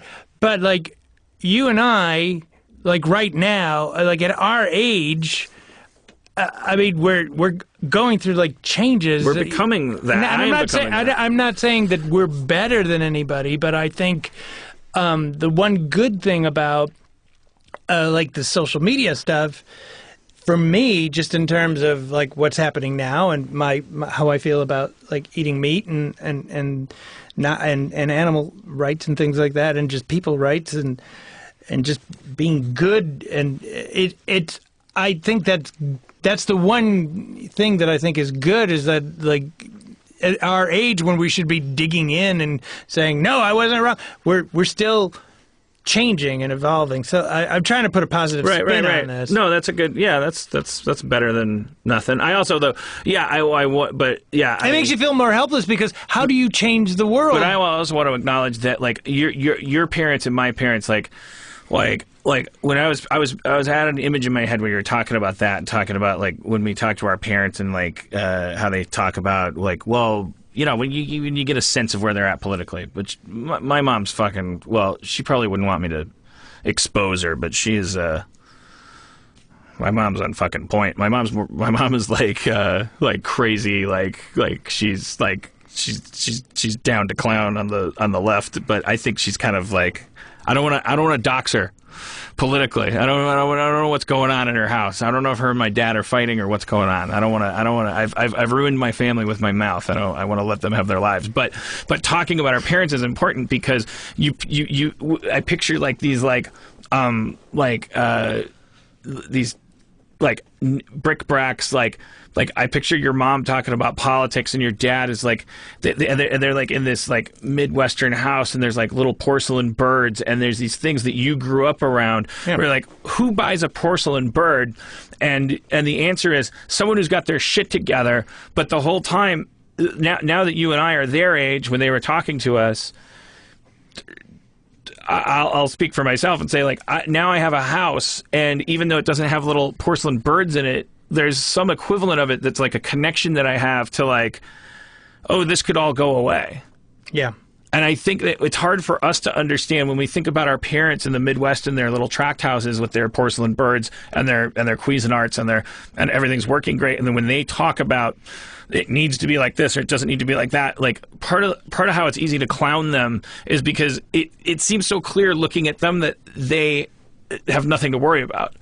And then it's like, well, what kind of build the wall, Huey P. Newton like world do you live in? Build that wall so those Mexicans don't get into Wisconsin. Yeah, and so that don't affect your plans to watch CSI Miami tomorrow night or whatever. Like, we laugh at them because we go, yeah, but you're not in the real world because we're young city kids. Yeah. But we're young city kids who are now turning 45, and I own my own home, and for me, I'm like.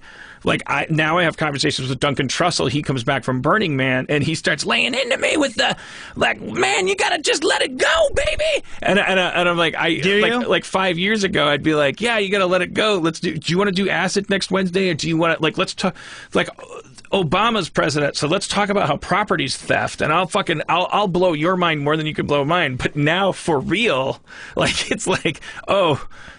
I have a job and I have a 5-bedroom house, and he comes on. I go on his podcast and he's like, "Yeah, but why don't you just let some people hang out here, man?" Like, and I'm like, "Yeah, I totally should, but seriously, I can't do that." Yeah, I had a whole conversation with him where I was like, I'm my parents. Because you're worried. Just because I don't have a porcelain. Everybody's. I mean, like, they're worried. People are worried about being taken advantage of. You know, like just being. I just got here. It's like the Judge Reinhold Fast Times Ridgemont High thing. That's the thing. Like, whenever anybody calls you privileged, or the scene in Fast Times when I'm hanging on by a thread. Guidance counselor does this monologue to Judge Reinhold, who's still dressed in his fucking pirate fast food outfit. She says, "Sorry, but it's time to enroll in a college. Like I don't know where you've been, but the party's over." And he's like, you've just watched him the whole movie, like, just deliver fast food, and he's like, I don't know, he does some mini monologue back that's like, "Fuck you, when did the party start?" or whatever. That is how somebody that you wouldn't believe, you're like, you with your porcelain birds? Why are you talking about liberty? Why are you talking about anything? Yeah. Why are you in this conversation? Why aren't you just patriotic about porcelain birds? Like, they're cheap. You get them at Home Depot. You already own them. You're not buying anything. You're watching a fucking television with America playing across it. You're almost dead. You saved for your medical bills. Now they're going to shoot them into you. Blah, blah, blah, blah, blah. Like, I look at older people and I judge them. Like why do they have so much control over what's going on? I get the feeling lately, like 25-year-olds see me that way. That they think that they're looking at what I have as more permanent than I am looking at it. Yeah. I feel like I am 5 minutes from depending on which way the wind blows, one committee or another, dressed in one color jumpsuit or another, coming up to my door and saying, like, "You didn't earn this house. You don't get to have this. We're changing the name of this state. We just found your name on a Google list that like, oh, we didn't know you were into feet. Like, that's a sign of ISIS now." Whether it was right wing, left wing, west wing, or Young Sheldon, whatever hit show, I live constantly going, like, they're gonna come get me. Yeah, I think I feel that way. I think. And so, what if our parents feel that way? I'm sure they do feel that way. Now, I mean, that's because every email from my relatives is like, look at when Obama was president, look what these people are doing. We're gonna have to work hard, and we're gonna have to pay for some lazy poor person their medical bills. Why should we do that? And they're worried that they're going to be taken advantage of. Or their stuff being taken away. Their birds are going to be taken away. Nobody wants your fucking birds. It's crazy because my parents and my family are so religious. They go to church like 3 times a week. And it's one book. Haven't you read it already? What else are you going to find out new about the Bible? Somebody we just found some new discoveries. Found a couple new pages here. It looks like carrots are not as holy as we thought they were. That is fucking insane. I mean, post-internet one world, now that we know, fucking book. there are people who have done a podcast where it's like 200 episodes of a podcast where their gimmick was they're going to watch Grown Ups 2 every... we've demystified the idea of going through Star Wars 1 minute at a time, the entire trilogy and all of the trilogies, and there's people still going to church every pretending week going, like it's just such a big book and it's so complicated. Like, I wonder what part we'll talk about this time. You know what? There's like do unto others, right? I've spent the last 10 years like, don't my colleagues all are like I'm Joseph Campbell, so I'll stick up for Christianity. But like I'm saying, the American Midwestern church culture where it's like this is fucking ridiculous. Yeah. We're pretending that we haven't had the chance to look through that book from cover to cover. Yeah. I mean, come on. Some parts are boring. It's the Old Testament does a lot of begats. Like, I've tried going through this thing. Yeah. It's okay to say it's a boring book. It's also okay to say you haven't read the whole thing. Yeah, I mean, but I don't have any goats. That it's a book that you haven't read that has huge boring parts that you could read and not understand, and then you go to a building and the guy says, "Today we're going to talk about." This doesn't make any sense at all if you just read the words. If you read the words, it's begat and thou and blah, blah, blah, blah. Nobody talks like that.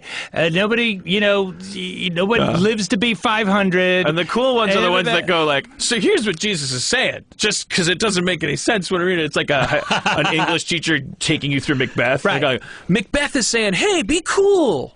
And then we're all like, whoa, wow, thanks for teaching us. Do that for 4 years. You do that for 4 years in high school, and then you're done with it. And then maybe you'll see the movie. But these people go every fucking week. And really, should he say, okay, listen, don't be a dick to each other. Class dismiss. Yeah, okay, we're going to take the rest of the summer off. Don't be an asshole to each other. We saw Jesus Christ Superstar like when we were in our 20s, and I got really into it. I was like, oh shit, man, this is a great musical. I love these songs. Yeah. And then because the songs sounded so good, I started watching more Discovery Channel shows about Jesus and reading the stuff that Campbell said about Jesus. And I still haven't really gotten cover to cover through the New Testament, but I feel like I know Jesus a little bit better than a lot of people that get paid a lot of money to say they know Jesus. Yeah. And that's the reason why, I think, because it's not a complicated myth. No. It's very nuanced, and there's a lot of room for exploration and constant talk about it. Right. But it is pretty much Die Hard, except instead of being afraid to fly, he's sort of afraid to die. Right. And the Nakatomi Plaza is the Sermon on the Mount. Sure. Right?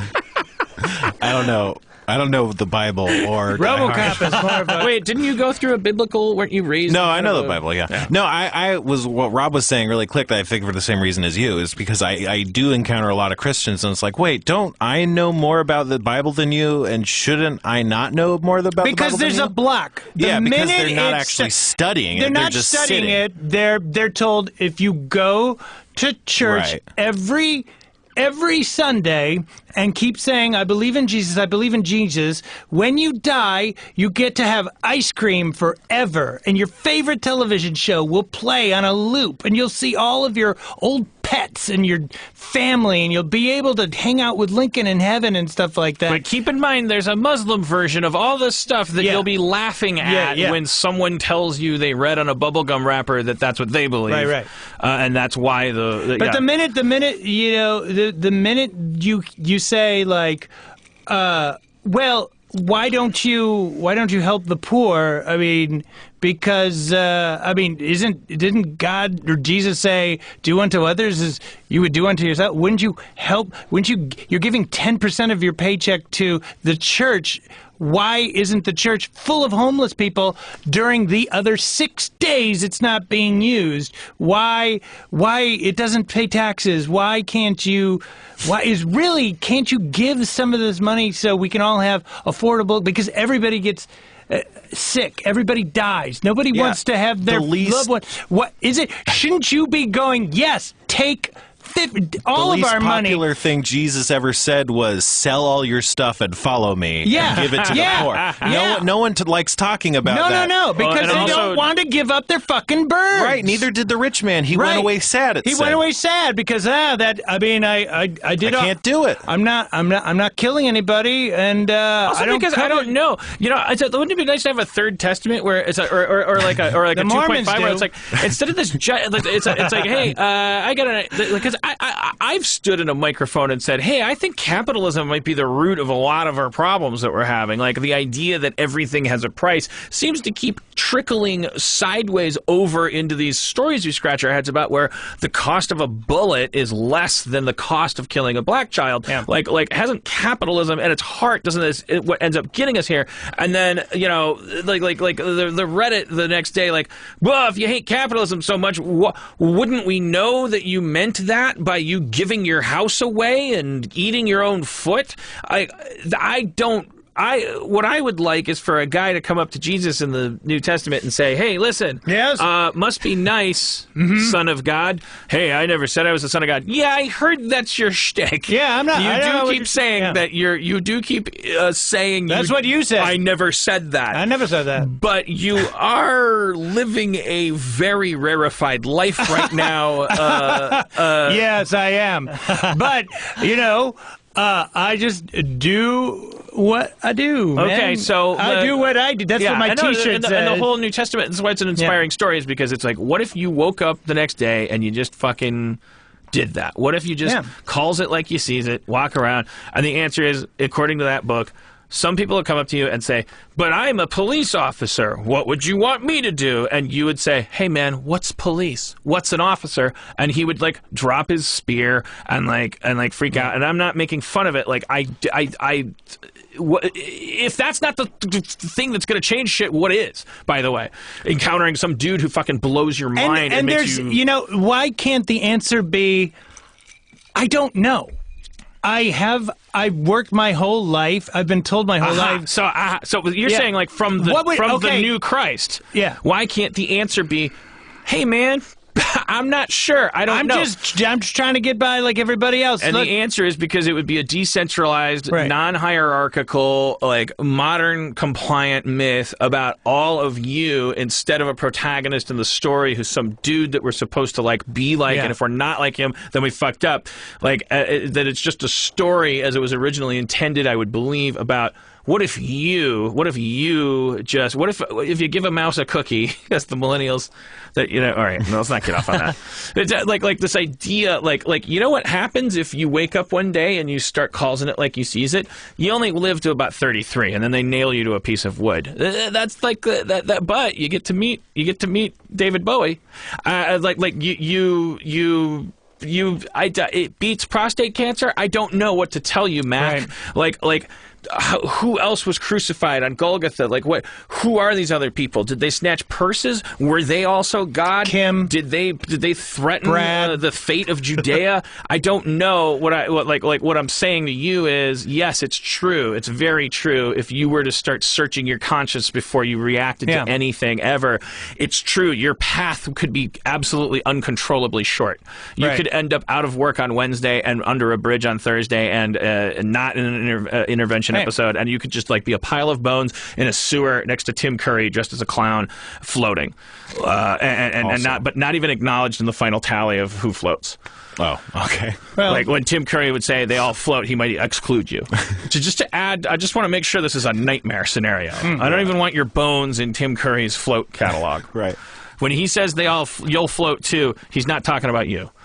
You'll be bones he didn't even notice. Well, what if he's just starting out? You know, I mean, he says, you'll float too. Oh, sorry, Timmy. You know what? I said earlier you'd float too. I meant the royal you. Yeah. The second person. We're hoping to get some others. I got a couple of other kids. It's like when Uncle Sam says he wants you. He doesn't want you, Timmy. Yeah. You might have flat feet. I just started out here. Whether I'm you float trying or not depends largely on your methane content. Right. Your fear. Right. Whatever you were afraid of. If you're afraid of floating. Listen, it's raining. I'm getting pretty wet down here. Are you in Come on or down. out? You'll float. You'll gonna float too. I mean that figuratively. Yeah. It's not a litigatable Yeah. phrase. You'll float too. Yeah. In or out. I wrote the slogan. I mean, the second kid, it'll make sense. But can you just... Patrick, listener here, couldn't you have started like this and given me 90 minutes of this? You have in the past. Very funny, this riffing about it. If I wanted to listen to thoughts about your rambling rants about women, I could have listened to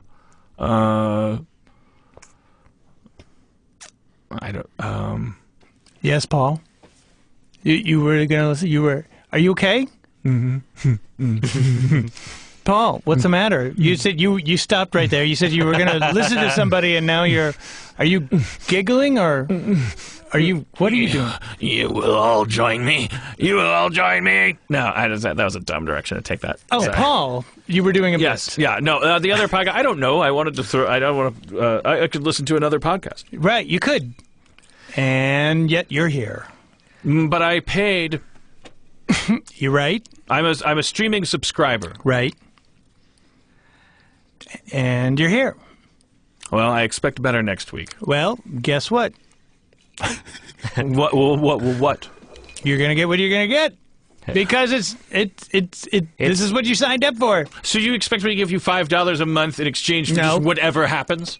That's what you signed up for. Yeah. Have you guys noticed how nice Spencer's shorts are? Look at those shorts. Are those from so Bombfell? much. I don't know. They look like they could be. Bombfell has high-quality clothes delivered directly to your Are you mattress of shitting choice. me? Is that a segue? No, it's Did you not. Really? No. Oh my god! I was like, wow, that was smooth. Hey, All right. I'm your dick. I just wanted to do that. It's 9:43, so if we were going to play D&D, we have the out that Jeff's not here, so we don't have to play D&D, and we could just wrap. Do you want Kate to play D&D? My wife? This is like a loaded question after talking for how we should respect women for 90 minutes. She's really good at magic cards. Oh, We don't she's even have really it. good at magic. I mean, I was talking to Kelly last night.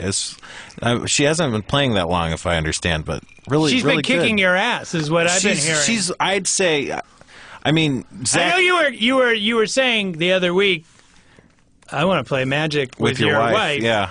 And then the next weekend, Kate is like going, I'm going to play magic with Spencer. And I was like, well, he won. I'm not. He won. The It's just- ultimate magic move. I don't play against a lot of good players. I mean, like, there's- Why is Kate the best magic I don't know. player? It's weird. Usually, when you teach someone to play magic, they follow a very slow progression. It's Right. and it's very frustrating to play with new magic players, Right. Because they don't seem to catch on very quick. But she might, like Zach is the other guy who's good, and then Ryan we play with. Ryan's probably the best, but I think she might be better than Zach, which is saying something because presumably Zach taught her to play. It's hard to surpass a teacher that Unless quick. you're I'd Darth say. Vader, which Kate is. Right? Yeah. But here's the thing. I think Kate has this almost magical ability to find stuff. And I think it's because there's cards and it's... You mean like supernatural? Like she's better at finding like keys and things? Well, yeah. But absolutely. and assuming that that's supernatural, you're saying like that would come I'll through. go... This happens like 5 times a day. Fuck. I gotta let the dog out, or I'm gonna be late for my meeting. I can't find my keys. I find my keys. Do you want me to help you find your keys? No, I can find my own keys, Kate. I can find my own keys. Where the fuck are my keys? Where the fuck are my keys? Where are my keys? Do you want me? Yeah, they're right here. She can find anything. She's got excellent finding skills. When I was married to McGathy, so she's the source of this, or someone else is, but she sold. I didn't Seashells? I didn't decide that this was a thing Thanks. because this is like declarations of. But I had heard a thing that I didn't directly read about women being better scanners.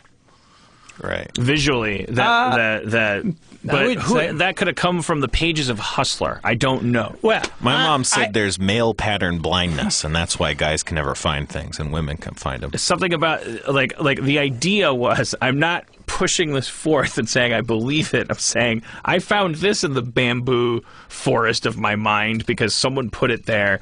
It was a thing that came up at some point. The idea that women, because I've experienced the same thing, but with more than one. Like I'm like where, and then they get involved, and then it's and then immediately very quickly, and it's embarrassing because it's like on a shoe, and you're like, but that's a shoe, and the keys. Yeah. The idea was that this is so counter to but everything also- that we talked about. That women can like take a RoboCop like snapshot in a second, and they see everything at once. I bet that's got to be. Because that just feeds into the idea that they're like mercurial and intuitive. Kate's the only woman that I've ever met that could do it to this degree, and I think she's also. It doesn't surprise me that she's good at magic cards. So and also she plays to win. Right. She plays to win. Well, I don't like games because. It's not. I don't like competition. I don't think it's fun. Yeah, I don't like competition. I don't play that to much. win. I don't like losing. I don't love mind losing. I don't have it in me to go. I have to win. Right. Because I go. If I lose, fuck it. It's how fun is this anyway? But Kate is more. No, I'm winning. Well, I like trying to win, but I don't. But I feel bad when. If I'm playing a game like where I feel like I can't win, because I actually feel bad for the other person. I'm like Cody taught me Connect 4, and I was like, you can't win. I can't win Connect 4. But I also I've won a couple times. That's a bad example. Like because it keeps me just going. Like I'm gonna fucking win. That's what I like. I think it's funny and fun to be like. I want to win. This is the most important thing in the world, but only if it means that you might kind of maybe. If you can believe, you have to believe in it because there's most games I'm so bad at that I can't really. It's like, who are we kidding? I'm not going to win. Right. I feel like you'd be a Scrabble master. No, that's what a lot of people think. That's why your Pictionary. Yeah. Wait, Yeah. Finally. You're amazing at Pictionary? No. Schraub hates Pictionary I 'cause he's- fucking hate Pictionary. And I fucking hate Pictionary. Don't ask me to play Pictionary because whenever somebody goes, let's play Pictionary, people go, well, Rob's on our team. And I was like, motherfucker, I didn't even say I was going to play. You didn't even ask. You're not even looking at me. Rob's on my team. Rob's on my team. Go fuck yourself. I'm going home. Fuck off. Fuck off! Seriously, go fuck yourself. But this is like a 20-year-old. The last time I talked about something you used to say all the time, you were like, how long ago was that? Excuse me. Is that impression? Yeah, that was good. I knew what you meant. How long ago? So, yeah, I mean, like, but you're not thinking about it. You don't really hate Pictionary about writing now. utensil. You're 83 years old now. Do you still hate Pictionary? Yes. Oh, okay. Yeah, I hate Pictionary because the time limit. You know, and people are shouting at you and stuff. If I'm going to draw something, I want it to be good and on my terms, and I don't want somebody to go, time's up. What is that? Well, there's a cross-hatching because there's shadows here and like that. But I don't even know. Couldn't you make it simpler? I mean, it's. Can you dumb it down? Because it doesn't have to be good. I just need to know what it is. Why did you take so much time on the stem? Just draw an apple. I just don't understand. It's just everybody gets all critical of you when I could out fucking draw anybody in this room.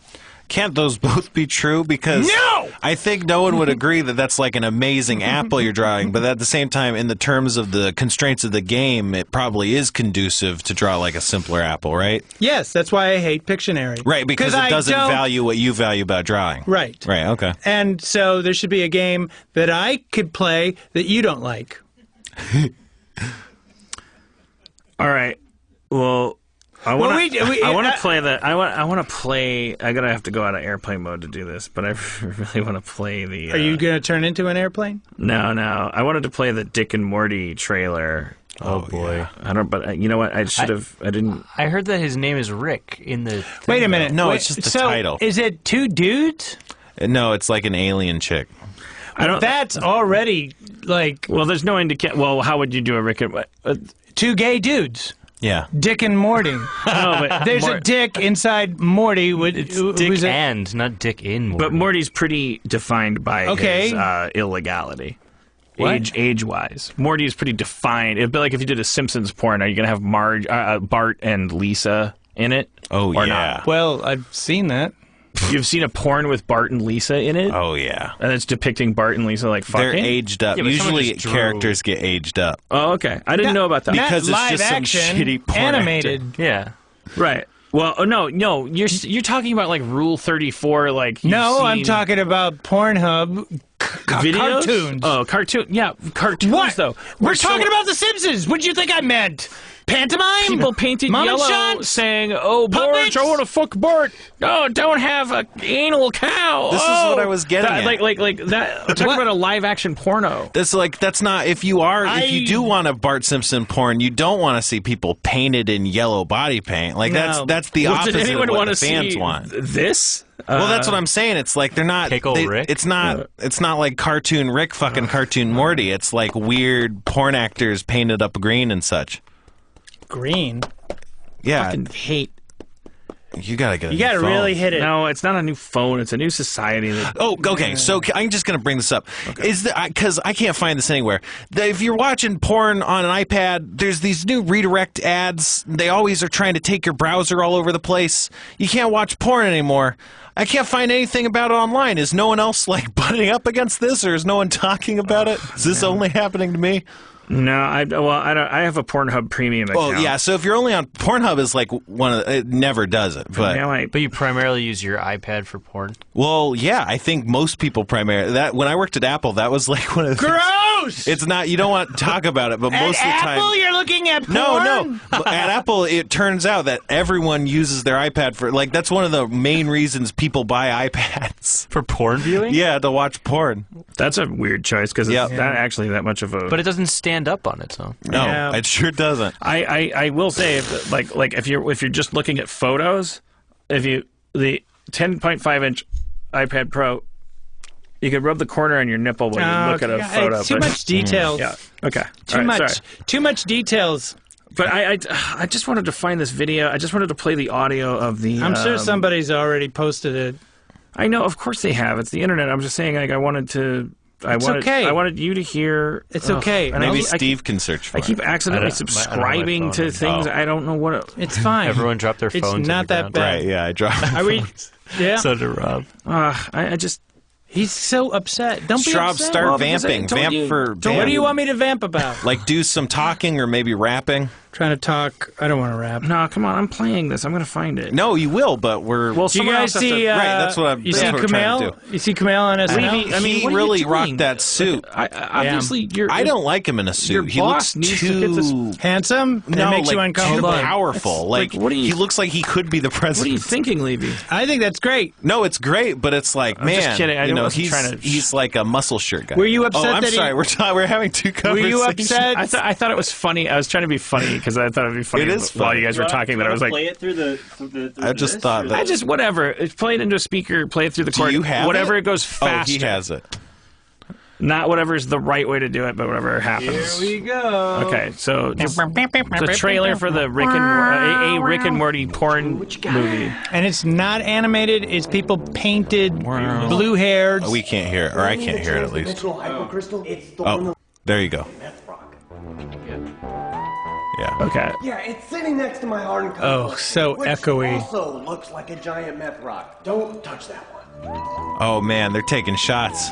Things look like meth rocks. A line of women waiting here to bang you, you know? Dick! What up, you? That's Unity comes through a portal. What's your what have you done, man? Spray me with your testicle-made Szechuan sauce. I'm pickle tape. I'm Doesn't sound pickled. like Beth is lonely at all. I'm Mr. Me-Sex. Look at me. Yeah, Beth. Take my bird. Between her schedule and her vagina, looks like she's completely filled up. Oh, gross! And maybe you should take a look in the mirror. Looking swifty. Oh yeah. These things they aren't easy to come by. They're gross, too, Morty. It's terrible. So at one point in there, it goes like, yeah, Beth, he's talking about his daughter. It's Oh, like, jeez. Jeez. Oh. I didn't even need to see the visual to know what's because happening. there's no wrong answers. jeez. I don't know where I'm torn. This is one of those things. It's like, 5 weeks from now, 5 months from now, 5 years from now. You gotta go. Fine, I made it. Will I look back on these days when I considered it an innocent honor to express? It's like this is what I Have been working fantasize for about in your whole life. a community porno, a Rick and Morty porno, because it is a milestone. There is no porno version of the pamphlet you're handing out door to door. There's no porno version of the dishes you wash. There's no porno versions. There is porno versions of people if you infiltrate the collective unconscious to a certain degree. And no, it's not that much. It's not a sign of bravery or nobility or goodness. It's simply a really clear milestone that like the idea of a porno version of a thing that you created is Well, like it's something. very... The reason that it's like what we would always talk about with just like what creating icons and things like that is like if somebody could make a Halloween costume of your character, it's very simple.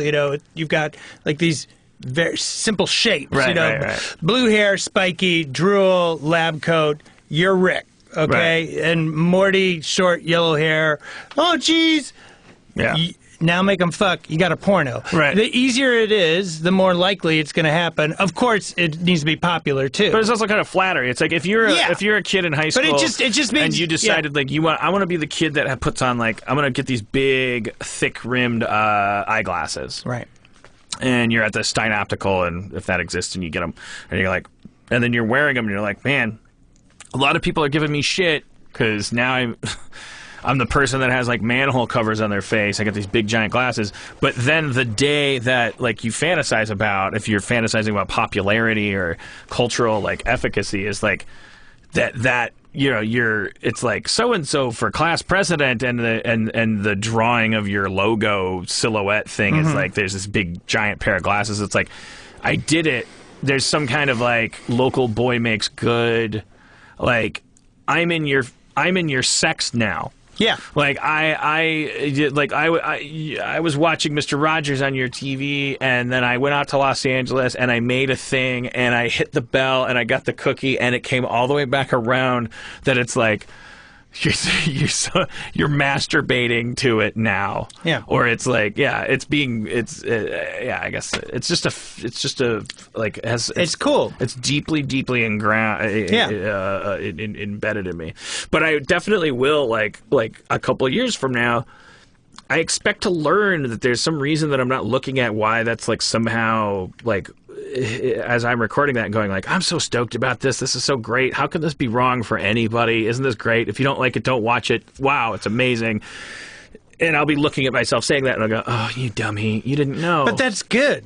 Mm-hmm. That's good that you're not like, oh, years from now, I'm going to be thinking the exact same thing I'm thinking now. That's what I'm saying. Like, hopefully so you're changing. Like, if there's a theme to this episode, aside from you said, it's forgive. Yeah. Forgive the ignorant, so that and admit your ignorance. Yeah. Don't get into an argument to win. Get into a discussion to understand. Like when you're in these Twitter arguments, don't try to bury the other person. And if the person starts making you like realize, oh, yeah, maybe what I was thinking was wrong. Be the bigger person and say, yeah, I guess you're right. Well, I don't know about you, but every time the other person says that, I'm always like, all right, got it. Like, with few exceptions, unless the person's like revved me up so much that I'm like, well, next time, don't fuck around. But mostly as soon as somebody goes like, you know what, I don't know what the fuck I'm talking about. Like, it kind of like drains the whole thing. But anyway. But I mean, I think that's a natural thing, because when you get into these arguments, you want to bury the other person. We fetishize being right, and it doesn't make sense because we're dumb people, and not knowing shit means that we're about to learn something, and we think that means we're about to have something taken from us. And I'm speaking for myself and saying, yeah, if you're wrong, you're dumb, and no one wants to be called dumb. But what if you were smart? Now we just learned that you can be dumb and you could become in charge of all the nuclear weapons. Right. Like, so no one's saying being dumb is bad. You could not know shit and like run the world. In fact, you do. So now everybody, let's be dumb, which means you don't already know what the fuck is going on. So now you can be like, sorry, I don't understand. I sorry about that. I don't get it. I don't know anything that I'm talking about. You said Steinhoffels before. Do you guys know? I said lens crafters, but no, you said Steinhoffels. Well, you did not say that. You said Stein. Let's see if you can admit you're wrong. You never said Steinhoffels tonight. I don't think I did. I think I said lens crafters. Well, did I say Steinhoffels? Listening. It's on the audio. Maybe I said. Okay, yeah, maybe we'll find out. But anyway, that's not my point. Tweet at Rob. My point is Steinhoffels? That's what I was going to ask. Is that a Milwaukee thing? I thought I said lens crafters. Steinhoffels and lens crafters were the two places you could buy glasses in Rob and I's hometown. Yeah, Steinhoffels. I thought I said one. He thinks I said the other. I guess. Do you know what else was in our hometown? And this is like on my Mike Crivello's world. This is a wonderful world of cameras. This is the best song ever. And when I'm dead, when I die at my funeral, even though I'm going to be cremated, if you're going to like Walter me and throw my ashes, out onto I want you to play this song while whatever you do.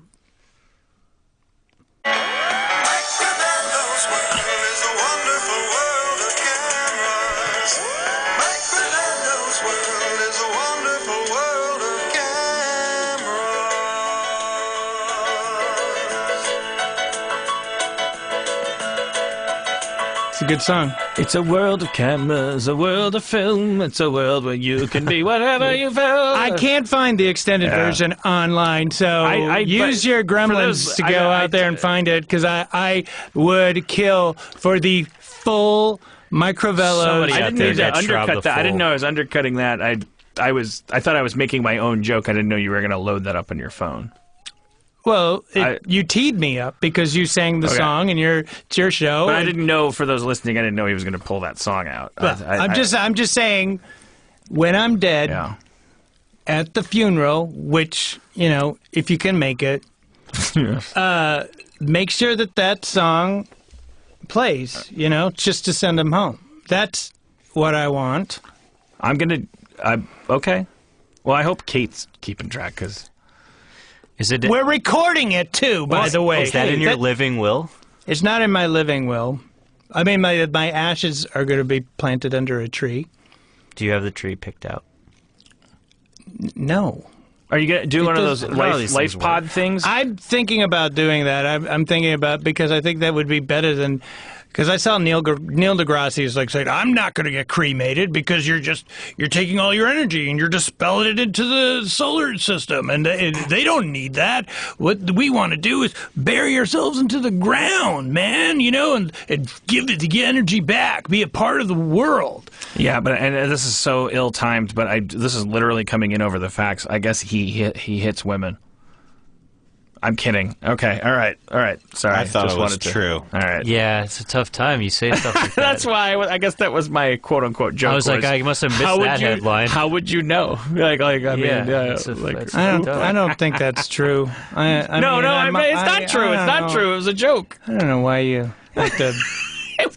let's wait until we don't know if it's all not the true. evidence. It's just not. It's like milkshake duck. I don't know. I was trying to make a joke. Milkshake duck? Yeah, it turns out he's racist. Yeah. Who's milkshake duck? All right, Everyone we don't loves have. milkshake duck. I don't know. We didn't do can go D&D, for a and that's probably milkshake. for the best. What did we learn? You don't want to talk to my wife? Why would you? What do you mean? What? I don't know. I said, "Hey, can I bring Kate along?" And you said, "Absolutely!" And an exclamation point, which is rare. Oh, I didn't from you. Because it's fine. I didn't know you were talking.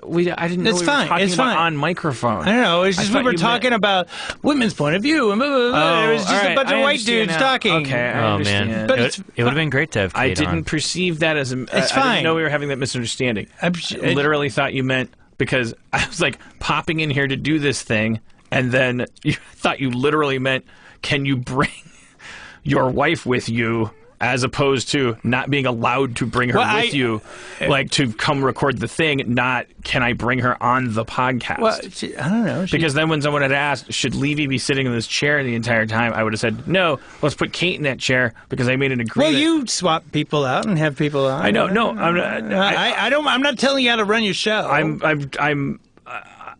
I'm giving light to the entire misunderstanding. No, and I get it. I get it. I didn't. I figured I was like, we're either gonna have a woman on here that we're gonna all like assail with like points of view and questions, or it's gonna be like dudes like talking about like our stake in it and to each other about it. Okay. Which and to that end, I had texted, like, for instance, Emily Gordon on a Hail Mary because I thought she'd be like, whatever, and she was like, yeah, I'm out of town. It's like, and plus, Where is she?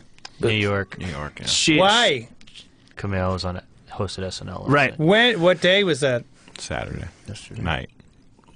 Live. No, sorry if anybody. I'm sure Kate wasn't like all gussied up and ready to go, but I also feel bad if anybody thought I didn't mean to create that misunderstanding. No. It's fine. I mean, it's your show. I mean, like, just maybe apologize to Kate, Oh boy. Okay.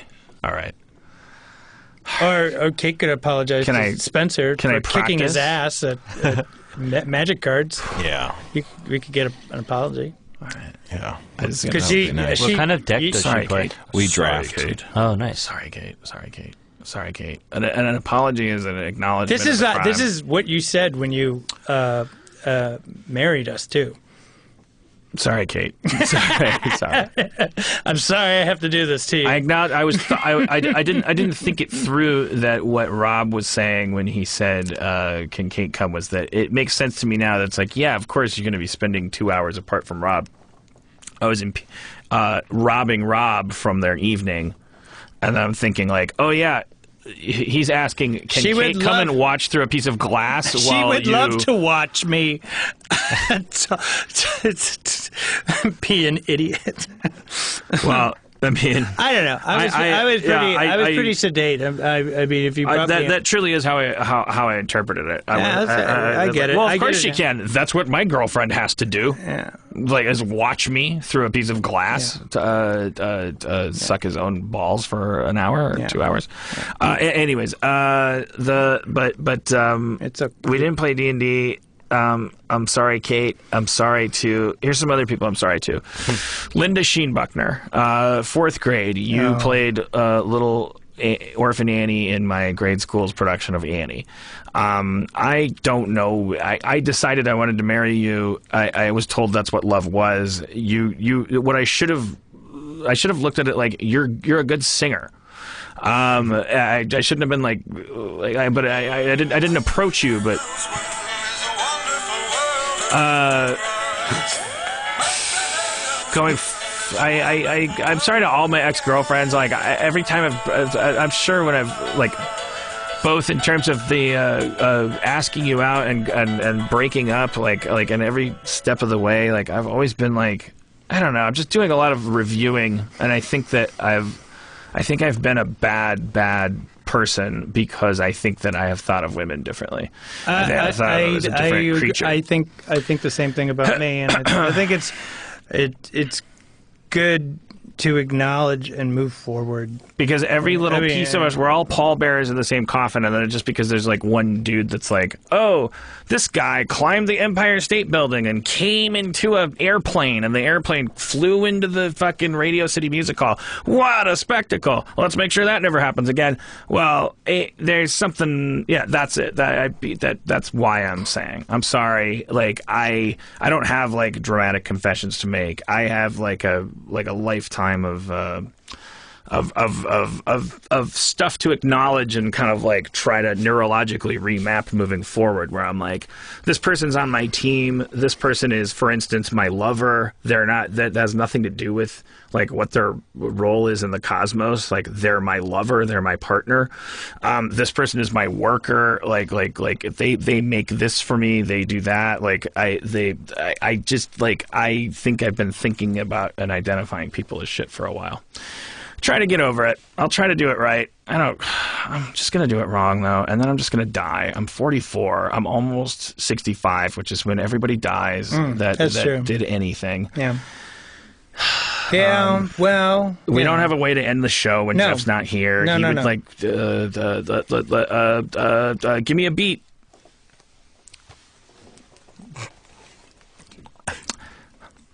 Yo, I'm wrapping it. I'm just kidding. Don't give anybody a beat. Cameras. Yeah. Mike Ravello's world is a wonderful world of cameras. Roll the credits while you're rapping about photographic jingles. These are the credits.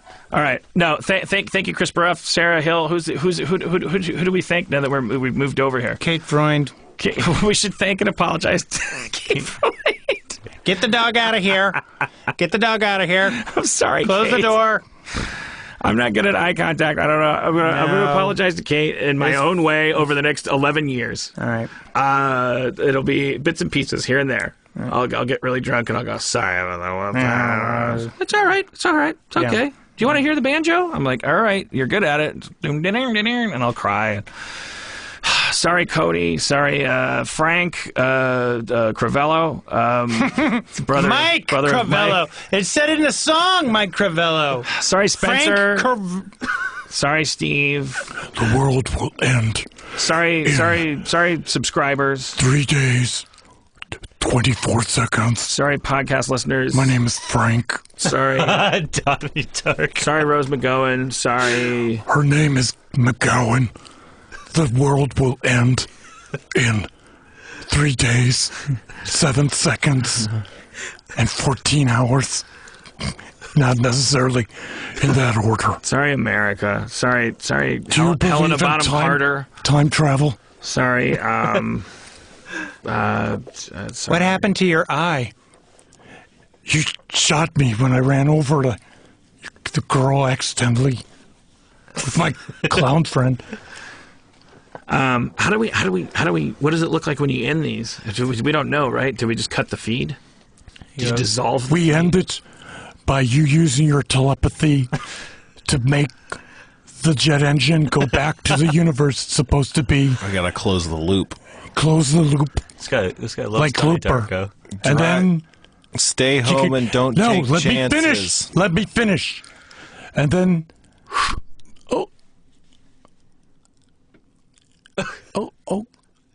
Okay. Ouch.